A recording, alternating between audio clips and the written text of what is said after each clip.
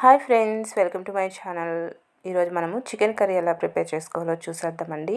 రోజు ఒకేలాగా కాకుండా ఇలా కొబ్బరి పాలు వేసి చికెన్ కర్రీ ఒకసారి ట్రై చేసి చూడండి. చాలా టేస్టీగా ఉంటుంది. మనకి వేడి వేడి రాగి సంగటి, రైస్, అలాగే పుల్కాలు, చపాతీలు, దోశలు అన్ని టిఫిన్స్లో కూడా చాలా బాగుంటుంది. దానికోసం ముందుగా స్టవ్ మీద ప్యాన్ పెట్టుకొని ఇక్కడ ఒక 2 టేబుల్ స్పూన్స్ వరకు ఆయిల్ని యాడ్ చేశాను.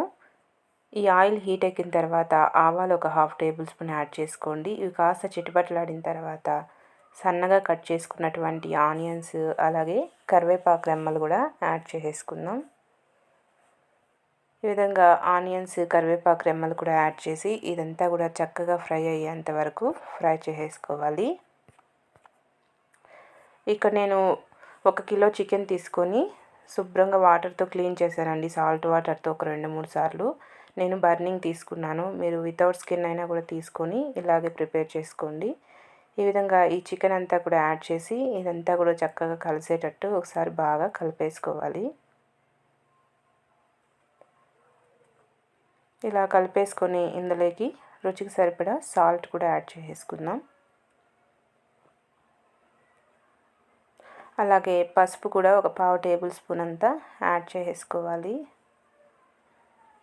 ఈ విధంగా ఉప్పు, పసుపు కూడా యాడ్ చేసి ఇది కూడా మొత్తం కలిసేలాగా ఒకసారి బాగా కలిపేసుకుందాము.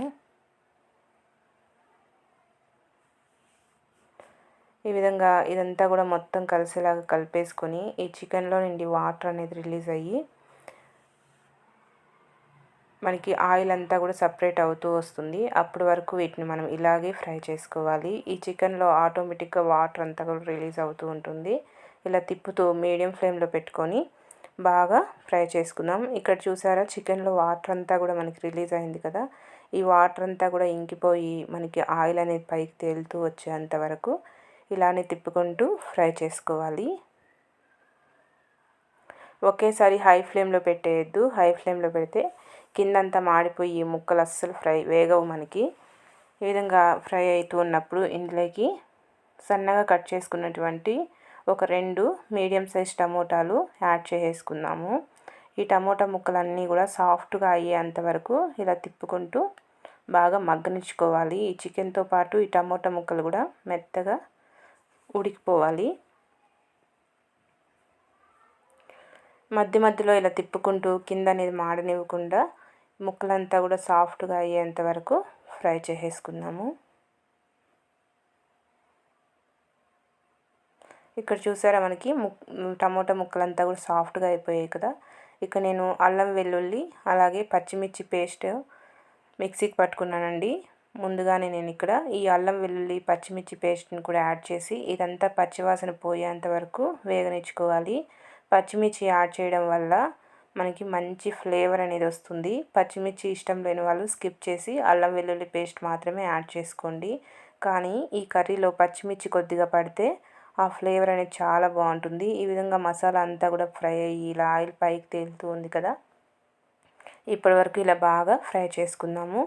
ఇప్పుడు ఇందులోకి గరం మసాలా ఒక 3/4 టేబుల్ స్పూన్ యాడ్ చేశాను. చికెన్ మసాలా ఒక 3/4 టేబుల్ స్పూన్, ధనియా powder 1 tablespoon, red chilli powder ఒక 3/4 టేబుల్ స్పూన్ యాడ్ చేశానండి. ఆల్రెడీ మనం పచ్చిమిర్చి కూడా యాడ్ చేసాము. అలాగే గరం మసాలా వీటిల్లో కూడా స్పైసీ ఉంటుంది కదా, దాన్ని బట్టి చూసుకొని యాడ్ చేసుకోండి. మీరు స్పైసీ ఎంత తినగలరో దాన్ని బట్టి ఇలా యాడ్ చేసి ఇదంతా కూడా ఒకసారి బాగా కలిసేలాగా కలిపేసుకోండి. కారం వాసన ఏమీ లేకుండా ఇలా బాగా ఫ్రై అయిన తర్వాత ఇక్కడ నేను ఒక కొబ్బరి చిప్ప తీసుకొని దాన్ని ఈ విధంగా మిక్సీకి పట్టేసి కొబ్బరి పాలు తీసుకున్నానండి. ఈ కొబ్బరి పాలు కూడా మొత్తం మిక్స్ చేసేసుకుందాం. ఈ కొబ్బరి పాలన్నీ కూడా యాడ్ చేసి ఒకసారి మొత్తం కలిసేలాగా ఇలా కలిపేసుకొని ఇందులో మరి కాస్త వాటర్ని కూడా యాడ్ చేస్తున్నాను.